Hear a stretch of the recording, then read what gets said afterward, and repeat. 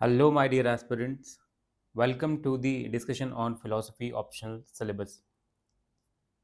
Philosophy optional के ऊपर हमने पहले भी कुछ वीडियोस बनाए हैं। आपका बहुत अच्छा रिस्पांस आया। हमने अनाउंस भी किया था कि we are starting with the batch from 15th of July और once in a while opportunity है हर कैंडिडेट के लिए उस बैच को ज्वाइन करना for the simple reason that सिर्फ 30 स्टूडेंट्स का वो बैच है। 1-to-1 गाइडेंस होगी, मेंटरशिप होगी अलॉन्ग विद टीचिंग। फीस जो है वो सबसे बॉटम रखी गई है, सबसे डीप डिस्काउंट्स पे दी गई है स्टूडेंट्स के लिए, क्योंकि ऑब्जेक्टिव है सिर्फ एक आपका सिलेक्शन। और आपके सिलेक्शन के लिए इट इज़ वेरी इंपॉर्टेंट कि मेरे पास अच्छे स्टूडेंट्स मुझे मिले, उनके साथ मैं 1-to-1 काम कर सकूँ और हम फिलोसफी ऑप्शनल के अंदर मैक्सिमम मार्क्स नेक्स्ट ईयर लेके आएँ। नेक्स्ट ईयर और 2026 में जो स्टूडेंट्स अपीयर हो रहे हैं। प्रीवियस वीडियोस में भी मैंने आपकी फ़िलॉसफ़ी के बारे में कुछ बताया था कि philosophy has a very short syllabus, conceptual subject है। कंसेप्चुअल सब्जेक्ट है इसलिए पेरेंटल सब्जेक्ट है, मतलब इसमें हैंड होल्डिंग की ज़रूरत है स्टार्टिंग के अंदर, वरना आप कंसेप्ट गलत समझ गए तो प्रॉब्लम हो जाएगी। बट एक बार सब सही समझ गए तो you will be self sufficient. So that's why we have kept the batch strength also very low. Still we have seats available. Please contact us if you want to enrol. अभी के लिए देखते हैं कि फिलोसफी ऑप्शनल का syllabus क्या है और ये कैसे हमको और भी जगह हेल्प करता है अपार्ट फ्रॉम फिलोसफी ऑप्शनल, मतलब एसए के अंदर, एथिक्स के अंदर और जीएस के कुछ पेपर्स जहाँ पे हमारी कंसेप्चुअल क्लैरिटी जो हम गेन करते हैं फिलोसफी से, वो हमको हेल्प करती है दूसरे सब्जेक्ट्स में भी अच्छे आंसर लिखने के लिए। पहला जो है पार्ट, जैसे पार्ट ए है, पेपर 1 के अंदर दो पार्ट है, part A and part B. ये ट्रेडिशनल सब्जेक्ट्स हैं जैसे कि history and problems of philosophy, इतिहास, दर्शन दर्शन शास्त्र का और उसकी समस्याएं।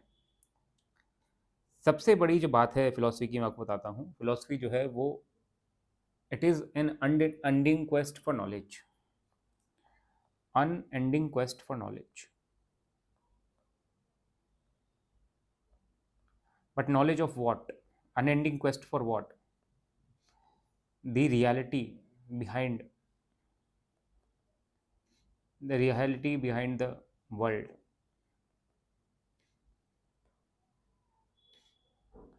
अल्टीमेट रियलिटी क्या है? क्या चेंज ही रियलिटी है या कोई कांस्टेंट रियलिटी भी है? अब इन दोनों में से जो भी रियलिटी है उसको हम जाने कैसे? How to know that reality?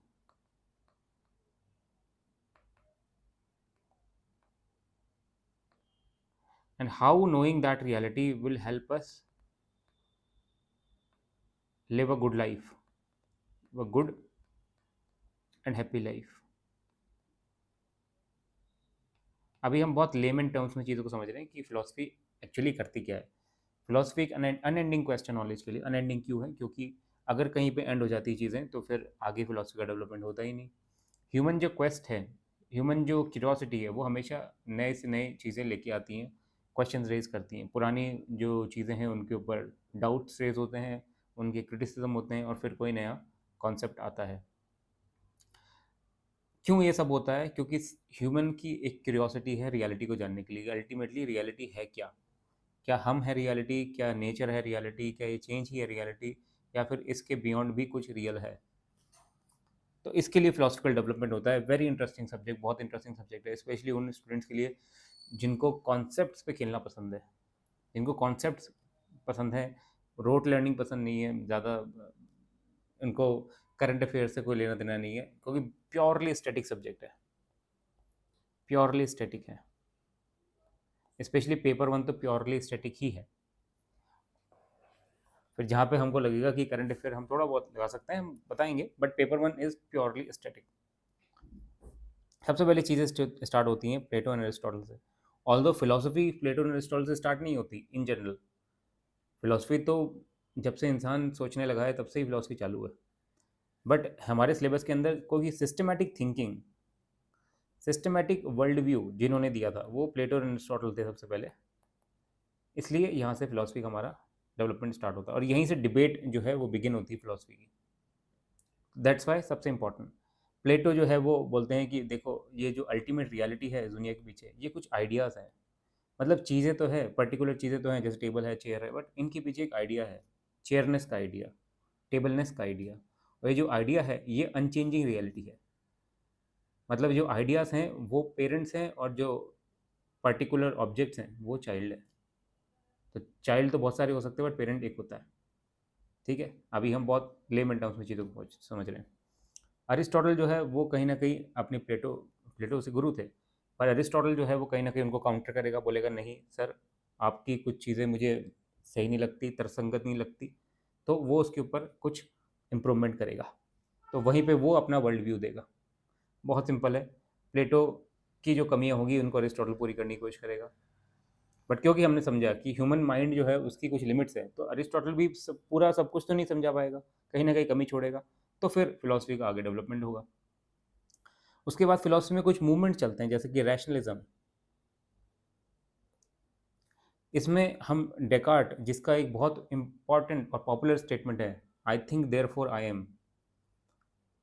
एक डेकार्ट जो है वो कार्टेशियन जियोमेट्री, आपने सुना होगा कार्टेशियन पॉइंट्स, उसके ये फादर हैं। डेकार्ट जो है वो मॉडर्न वेस्टर्न फिलोसफी के फादर कहे जाते हैं। उन्होंने एक मैथमेटिकल फिलोसफी, मैथमेटिकल ट्रुथ के जैसे एक फिलोसफी बनाने की कोशिश करी जिसमें सब कुछ सर्टेन हो। जैसे कि फिलोसफी में लोगों के सबसे बड़े कंसर्न होते हैं कि ये फिलोसफी जो है वो कुछ सर्टेन ट्रुथ नहीं देती। हमेशा कुछ ना कुछ डिबेट चली रहती है फिलोसफी के अंदर कि ये सही है वो सही है, कुछ एग्जैक्ट बताओ। तो इस डेकार्ट ने कुछ ऐसा करने की कोशिश करी, बट अगेन क्योंकि ह्यूमन माइंड की लिमिटेशन है तो सब कुछ नहीं कर पाया। आगे फिलोसफी बढ़ी, स्पिनोजा ने उसमें, स्पिनोजा नाम के व्यक्ति थे, उन्होंने इसमें इंप्रूवमेंट करने की कोशिश करी। फिर स्पिनोजा की जो कमियां थी वो लाइबनीज नाम के, गॉटफ्रेड विल्हेम लाइबनीज, जिन्होंने लाइबनीज ने कैलकुलस भी, आपने नाम सुना होगा लाइबनीज का उसके साइंस में। तो फिर लाइबनीज के आगे ये चीज़ें बढ़ती हैं। रैशनलिज्म वो लोग थे जिन्होंने ह्यूमन रीज़न को सबसे ज़्यादा इंपॉर्टेंस दी, कि हमारी जो रैशनैलिटी है यही हमको वर्ल्ड व्यू बता सकती है। दुनिया क्या है ये हमको समझना है तो सिर्फ रैशनैलिटी समझ सकते हैं। रैशनैलिटी के अपोज में होती है एक्सपीरियंस। एक्सपीरियंस के लिए हमको बाहर बाहर की दुनिया पे डिपेंड करना पड़ता है, एक्सटर्नल वर्ल्ड पे डिपेंड करना पड़ता है। और रैशनैलिटी के लिए हमको हमारे इंटरनल जो मैकेनिज़्म है थिंकिंग का, उसके ऊपर। तो इनका मानना है कि हमारा इंटरनल मैकेनिज्म जो है थिंकिंग का, उससे ही हम वर्ल्ड व्यू जान सकते हैं। ये सिर्फ हम अभी लेमन टर्म्स में समझ रहे हैं, फिर जब फिलोसफी ऑप्शनल पढ़ेंगे डीप में तो और अच्छे से जानेंगे। वैसे बड़ा आसान है, डिबेट ही तो है। एम्पेरिसिज्म, ये अब वो लोग हैं जो काउंटर करेंगे कि देखो भाई, आप बोलते हो कि सिर्फ इंटरनल माइंड के मैकेनिज्म से आप जान जाओगे, नहीं, आपको एक्सपीरियंस की ज़रूरत है। इंटरनल माइंड के मैकेनिज्म क्या बताएगा हमको? वही तो बताएगा जो उसने एक्सपीरियंस में देखा है, उसके ऊपर ही तो वो थिंकिंग करेगा। अगर मैंने कुछ देखा नहीं तो उसके बारे में थिंकिंग कैसे करूँगा? तो फिर ये लोग काउंटर करने की कोशिश करेंगे, फिलोसफी आगे बढ़ेगी। बहुत इंपॉर्टेंट, बहुत ही इंटरेस्टिंग, सेल्फ और गॉड के ऊपर चर्चाएं होगी। ये लोग सेल्फ और गॉड को मानेंगे, ये लोग काउंटर करेंगे कि भाई एक्सपीरियंस के बेस पे तो सेल्फ दिखता नहीं है, गॉड दिखता नहीं है, तो फिर अगर माने तो क्यों माने, नहीं माने तो क्या रीज़न हो सकते हैं। Very interesting, logical. फिर इन दोनों के इन अब जैसे दो अलग अलग धाराएं आई, एक रैशनलिज्म, एम्पिरिसिज्म। अब इन दोनों धाराओं को की, की कमियों को दूर करने और इनकी जो अच्छाइयाँ थी उनको आगे ले जाने के लिए एक फिलोसफर आए जिनका नाम था कांट, इमैनुअल कांट। इनकी फिलॉसफी को क्रिटिकल फिलॉसफी कहा जाता है। क्रिटिकल इसलिए क्योंकि इन्होंने रैशनलिज्म और एम्पिरिसिज्म, दो जो धाराएं चली आ रही थी, उनका क्रिटिसिज्म किया, क्रिटिकल इवेल्यूशन किया, आलोचनात्मक मूल्यांकन किया। उसके बाद वो एक बेहतर थ्योरी लेके आए वर्ल्ड व्यू की, जो उन्होंने अपनी फिलॉसफी के अंदर दी। फिर कांट में भी कुछ कमियां थी, कांट ने कहीं पे कुछ चीज़ें छोड़ दी, अज्ञेयवाद हो गया, मतलब कुछ चीज़ों पे कांट बोले नहीं, सबसे अच्छे से समझा नहीं पाए। तो उन चीज़ों की कमियां दूर करने के लिए हीगल आए। हीगल ने एक मेथड दिया कि कांट की कमियों को कैसे दूर करें। उस मेथड से उन्होंने कमियां दूर करने की कोशिश करी और बात करी कि इस दुनिया में सिर्फ एक प्रत्यय है जो है एब्सोल्यूट आइडिया, बस बाकी सब चीज़ें जो है वो इस एब्सोल्यूट आइडिया के ही अंदर हैं, बाकी सब चीज़ें इसके अंदर हैं। इनका बहुत फेमस स्टेटमेंट है, real is rational, rational is real, real is rational, rational is real. इस कथन का क्या मतलब है हम समझेंगे क्लास के अंदर, बहुत इंपॉर्टेंट और बहुत इंटरेस्टिंग। फिर आती है फिलॉसफी आगे, क्योंकि इन्होंने एब्सोल्यूट की तरफ बात कर दी, हर चीज़ एब्सोल्यूट है, तो फिर एब्सोल्यूट को रिजेक्ट करने के लिए लोग आएंगे। लोग बोलेंगे नहीं, हमारे जो एक्सपीरियंस है उसके बेसिस पे तो चीज़ें प्रूव होती हैं, आप एब्सोल्यूट कैसे बोल सकते हैं, रिलेटिविटी में ही नॉलेज है। तो कुछ लोग आएंगे, मूर, रसल, अर्ली, विटगेंस्टीन, जो इसके ऊपर क्रिटिसिज्म करेंगे और फिलॉसफी को आगे बढ़ाएंगे। फिर एक आते हैं लॉजिकल पॉजिटिविज्म, जो लैंग्वेज के बेसिस पे वर्ल्ड व्यू समझाने की कोशिश करेंगे कि क्या लैंग्वेज के बेसिस पे हम रियलिटी को समझ सकते हैं, रियलिटी में क्या रियल है और क्या अनरियल है, उसको हम लैंग्वेज के बेसिस पे भी जान सकते हैं। बहुत इंटरेस्टिंग हो जाती है फिलॉसफी यहाँ से। फिर एक फिलोसफर हैं जो अर्ली विटगेंस्टीन है, यही अपने आप, इनका ही दूसरा वर्जन है लेटर विटगेंस्टीन, जो अपने आप को ही काउंटर करने वाले इकलौते फिलोसफर हैं दुनिया के, जिन्होंने अपनी पुरानी फिलॉसफी को ध्वस्त करके एक नई फिलॉसफी बनाई और बोला कि नहीं, मैं गलत था पहले, अब जो मैं बता रहा हूँ वो सही है, क्योंकि अब मैं समझ गया हूँ वो चीज़ें जो मैं पहले नहीं समझता था। बहुत ही इंटरेस्टिंग हो जाती है फिलॉसफी। फिर आते हैं फिनोमिनोलॉजिस्ट, लोग जो ह्यूमन कॉन्शियसनेस को स्टडी करते हैं, हमारी जो चेतना है, मतलब हम जो चीज़ों को देखते हैं तो देखने पे हमारी जो जो देखने वाली चेतना है, समझने वाली चेतना है, वो चीज़ों को कैसे देखती है, उसकी क्या प्रॉपर्टीज़ हैं, उससे हम रियलिटी को और अच्छे से कैसे समझ सकते हैं, इसके ऊपर एक नए फिलोसफर आए। इनके बाद चीज़ें आगे बढ़ी, एग्जिस्टेंशलिज्म। उन्होंने बोला कि रियलिटी रियलिटी ठीक है, बट सबसे बड़ी रियलिटी है ह्यूमन का एग्जिस्टेंस, उस पर तो बात करो कोई। ह्यूमन एग्जिस्टेंस सबसे बड़ी रियलिटी है, मैं एग्जिस्ट कर रहा हूँ तभी तो सब मैं सोच रहा हूँ, तभी मैं देख रहा हूँ, तो ह्यूमन एग्जिस्टेंस पे तो बात करो। तो इन्होंने ह्यूमन एग्जिस्टेंस के इश्यूज उठाए, बहुत इंपॉर्टेंट फिलोसफी।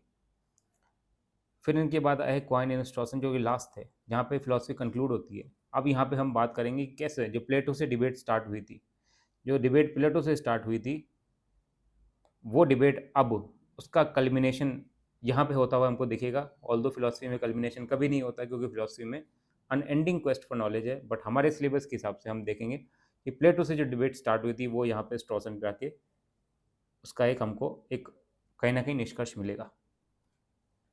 तो आप देखोगे फिलोसफी के अंदर एक लॉजिकल फ्लो है, कहीं पे भी चीज़ें ऐसी नहीं है कि ये टॉपिक इससे अलग है और ये टॉपिक इससे अलग है, नहीं, बिल्कुल नहीं। जो प्लेटो थे वो रैशनलिस्ट थे, जो एरिस्टोटल थे वो एम्पिरिसिस्ट थे, तो वही उन्हीं के अंदर से दो चीज धाराएं निकल आई, रैशनलिज्म और एम्पिरिसिज्म। इन दोनों में से एक धारा निकल आई कांट की। फिर कांट की जो कमियां थी वो इन्होंने दूर की, इन्होंने जो एब्सोल्यूट की बात करी थी उसकी आलोचना हुई और बेहतर वर्ल्ड व्यू आया यहाँ पे। फिर भाषा के बेसिस पे जो भाषा की कमियां इन लोगों ने बताई थी, उन पे बाकियों ने चर्चा करी। ह्यूमन कॉन्शियसनेस की बात रह गई थी, तो इन्होंने उस चीज़ को आगे बढ़ाया। ह्यूमन एग्जिस्टेंस के ऊपर इश्यूज जो थे उन पे बात कोई नहीं कर रहा था, तो एक नई धारा आई जिन्होंने ह्यूमन एग्जिस्टेंस के इश्यूज उठाए। यहाँ तक चीज़ें मेरे को लगता है कि आप समझ पाए होंगे कि कैसे एक ऑर्गेनिक लिंक है पूरी फिलॉसफी के अंदर।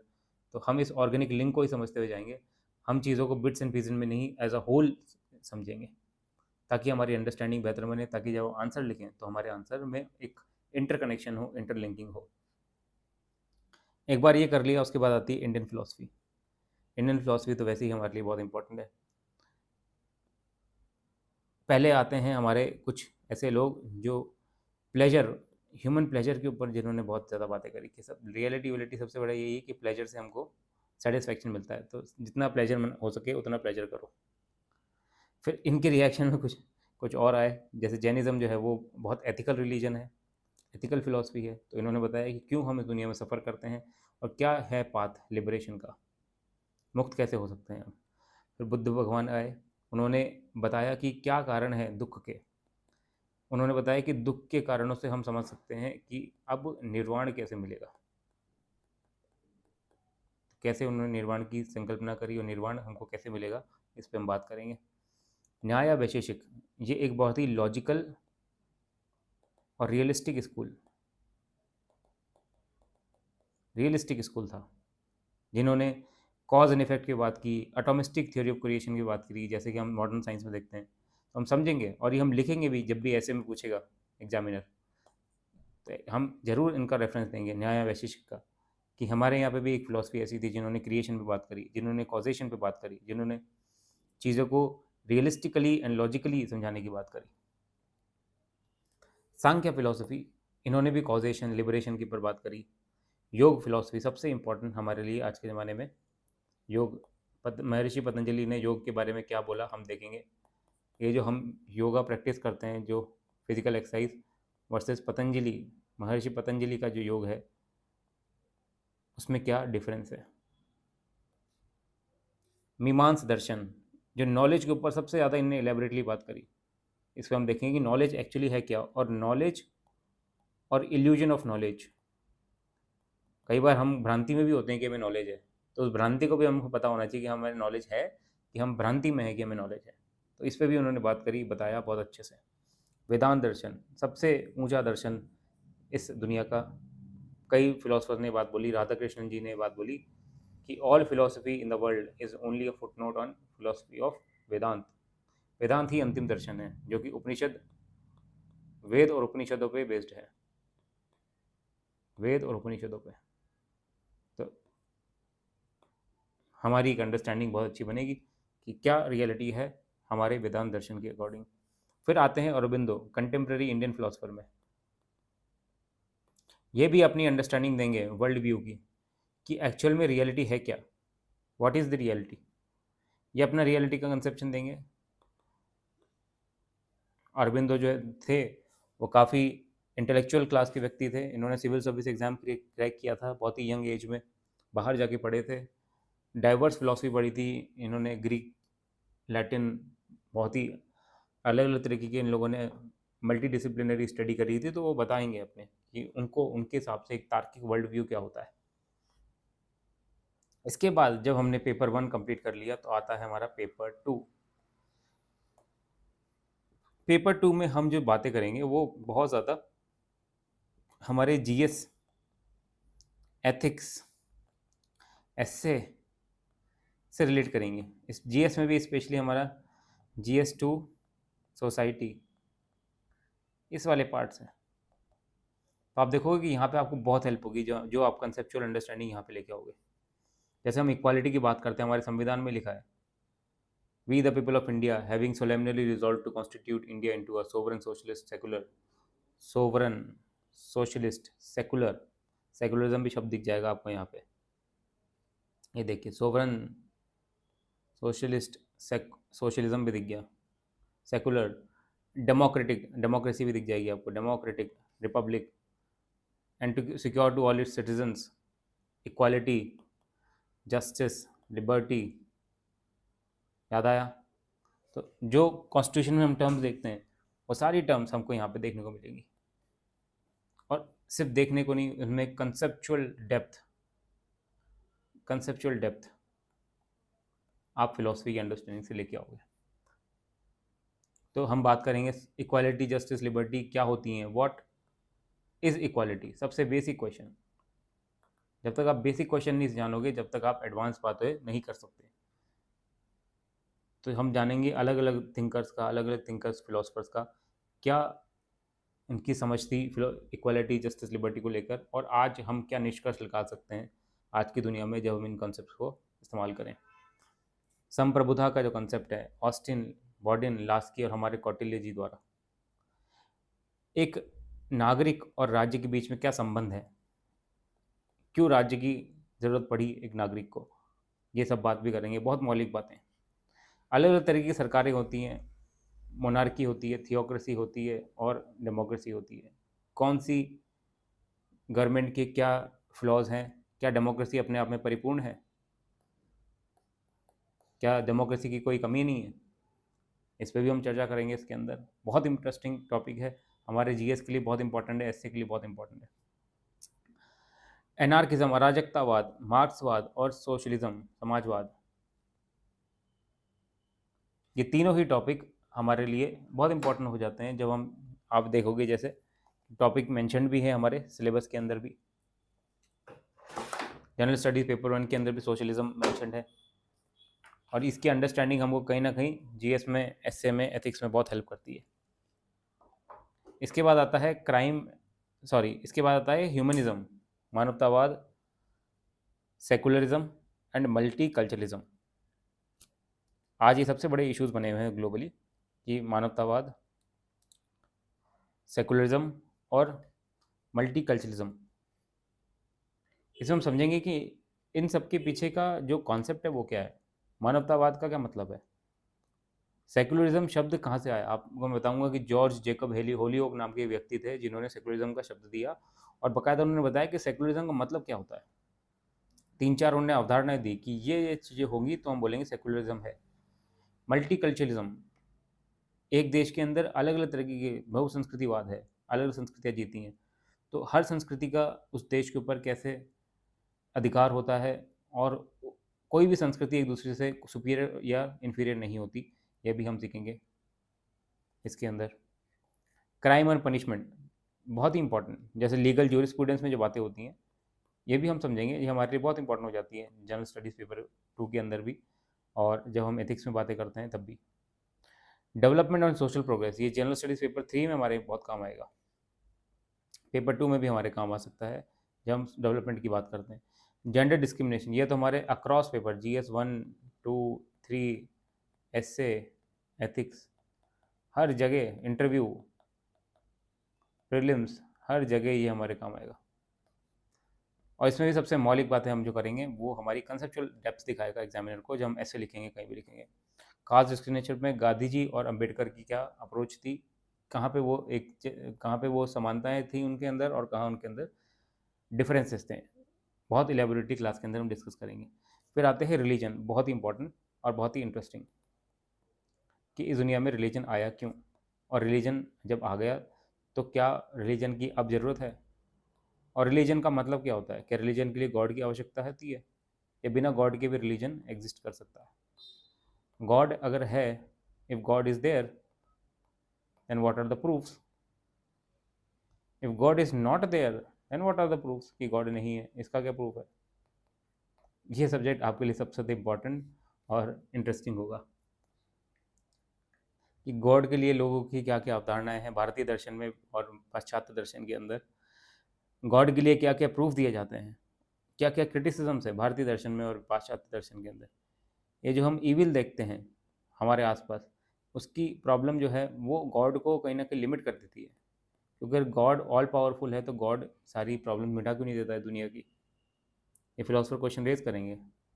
सोल, सोल का जो कंसेप्ट है, सोल कहाँ से आया जी, लोग बताएंगे सोल के लिए, आपने अपनी थ्योरी देंगे, समझाने की कोशिश करेंगे। इमॉर्टैलिटी, रीबर्थ और लिबरेशन के बारे में बात होगी। रीज़न, रिविलेशन और फेथ, जो कि रिलीजन की बहुत ही कार्डिनल फीचर्स हैं, इसके ऊपर हम चर्चा करेंगे कि कैसे हम बताते हैं कि देखो ये जो किताब है ये डायरेक्टली गॉड से रिवील हुई थी, बिना फेथ के कोई रिलीजन पनप ही नहीं सकता, चल ही नहीं सकता। तो फेथ की क्या इंपॉर्टेंस होती है और फेथ का मतलब क्या होता है, what is to have faith, belief और फेथ में क्या फ़र्क होता है। रिलीजियस एक्सपीरियंस, कई बार लोगों को एक्सपीरियंसेस होते हैं रिलीजन के, जैसे कि गॉड का, किसी लिबरेशन का, तो इसके ऊपर क्या अवधारणाएं हैं, इस ये कैसी होती हैं, इसके ऑब्जेक्ट्स क्या होते हैं, क्या मिलता है आपको रिलीजियस एक्सपीरियंस के अंदर, ये सब बातें।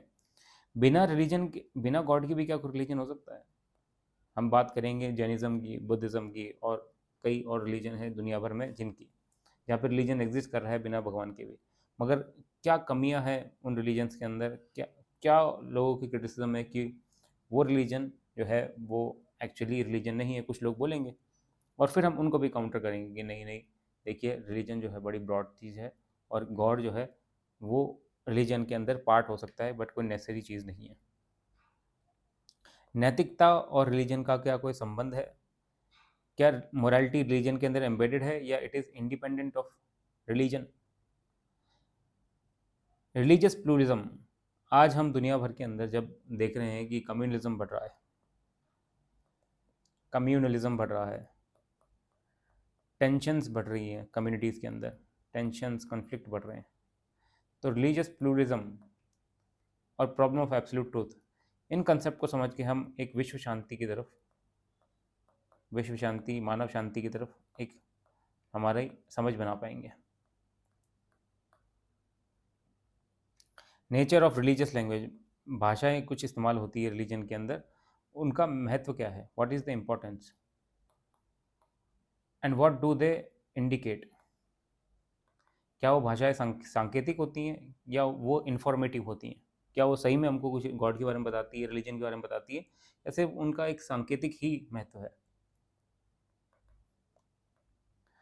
तो अगर अभी तक देखोगे तो इतनी सी देर में हमने पूरा फिलॉसफी का सिलेबस ही डिस्कस कर डाला। इतनी देर में आप अगर बाकी सब्जेक्ट्स का सिलेबस देखोगे तो सिलेबस खत्म ही नहीं होता है। आप देखो यहाँ पे एक दूसरा सब्जेक्ट है, ये यूपीएससी का मैं खोला हुआ है मैंने नोटिफिकेशन, जैसे फिजिक्स है तो फिजिक्स का सिलेबस चले ही जा रहा है, चले ही जा रहा है, चले ही जा रहा है, अब जाके ख़त्म हुआ। फिर पी एस आई आर सब इसका भी चले ही जा रहा है, चले ही जा रहा है, चले ही जा रहा है। तो आप देखोगे कि फ़िलासफ़ी के अलावा जितने भी हमारे सब्जेक्ट्स हैं दूसरे, उनका सिलेबस बहुत बड़ा है। फ़िलासफ़ी का देखिए आप यहाँ पे शुरू हुआ और यहीं ख़त्म हो गया। और फ़िलासफ़ी का सिलेबस इतना लॉजिकल है कि ये जो पेपर है ये पेपर 1 से रिलेटेड है। तो आप पेपर 1 अगर अच्छे समझ गए, पेपर 1 अच्छे समझ गए तो आपको फ़िलासफ़ी और रिलीजन तो यूँ ही समझ में आ जाएगा बिना किसी दिक्कत के। क्योंकि आप देखोगे कि यहीं पे भी हमने बात करी है गॉड, सोल की, इन सब चीज़ों की, और वही सेम बातें हम पेपर 2 में कर रहे हैं। तो आपका पेपर 1 अच्छे से हो गया तो पेपर 2 का सेकंड जो पार्ट है वो तो ऑटोमेटिकली सही से हो गया। और यहाँ पे जो हम बातें करेंगे सोशो पॉलिटिकल फिलोसफी के अंदर, वो हमको जनरल स्टडीज़ में 1, 2, 3 ऐसे एथिक्स हर जगह हेल्प करेगी, जो हम अपनी कंसेप्चुअल डेप्थ दिखा पाएंगे वहाँ पे एग्जामिनर को कि देखिए मेरी कंसेप्ट जो है, जो डेप्थ है, वो बाकी स्टूडेंट से काफ़ी ज़्यादा है और बेहतर है। तो ये रिवॉर्डिंग भी होगा कहीं ना कहीं। इंटरव्यू के अंदर भी बहुत रिवॉर्डिंग होता है, क्योंकि आप जब बातें करोगे तो आप कॉन्सेप्ट बात करोगे, आप कंसेप्चुअल बात करोगे। ऐसा नहीं है कि जो नॉन फिलोसफी वाले बच्चे हैं वो कमज़ोर, वो कंसेप्ट पे नहीं खेल सकते, बट फिलोसफी जो है वो आपको कहीं ना कहीं तैयार करता है इन चीज़ों के लिए। तो ये था हमारा डिस्कशन फिलोसफी के सिलेबस के ऊपर। आपको कोई डाउट हो तो प्लीज़ बताइए मुझे, मैं डिस्कस करने की कोशिश करूँगा फिलोसफी के रिलेटेड। और हाँ, सबसे इम्पॉर्टेंट अनाउंसमेंट, हमारा जो बैच है वो 15 जुलाई से स्टार्ट हो रहा है। 15 जुलाई से 1-to-1 पेरेंटल मेंटरिंग। उसका रीज़न मैंने आपको बताया कि it is a very conceptual subject. तो कंसेप्ट हमारे गलत नहीं होने चाहिए कभी भी, इसलिए 1-to-1 मेंटरिंग बहुत ज़रूरी है इसके अंदर। तो 15 जुलाई से हम शुरू कर रहे हैं। हमारा एम है कि हम 3.5 to 4 मंथ के अंदर फिलोसफी ऑप्शन पूरा कंप्लीट करेंगे, इंक्लूडिंग रिवीजन। इसमें आपको ऑल इंडिया टेस्ट सीरीज़ मिलेगी, हमारे बैच के अंदर आपको ऑल इंडिया टेस्ट सीरीज़ मिलेगी, PYQ सॉल्व करवाएंगे हम सारे, प्लस डेली राइटिंग होगी। तो इसकी डिटेल्स मैं कमेंट सेक्शन में पोस्ट कर दूंगा। आप लोग जो इंटरेस्टेड हैं प्लीज़ हमें कॉन्टेक्ट कीजिए। Thank you for watching this video. I hope you all have a bright future ahead. Thank you.